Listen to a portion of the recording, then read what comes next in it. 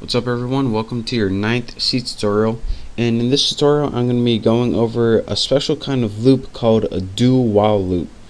Now a do-while loop is different from a while loop for a couple reasons.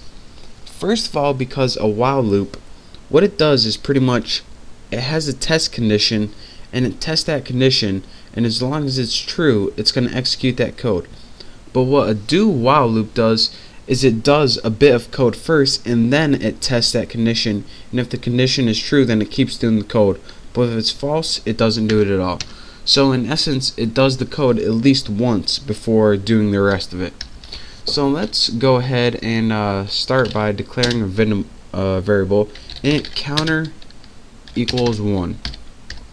Just our basic counter variable that we've come to know so well. And the syntax for your do loop is do.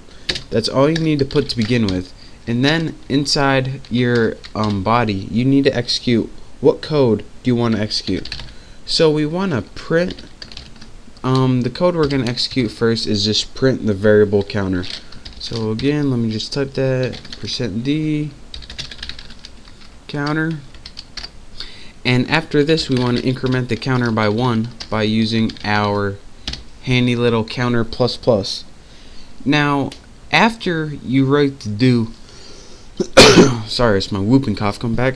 After you write the do, then right after it, this is when you write the while loop. And in your while loop, just like before, you need the test condition.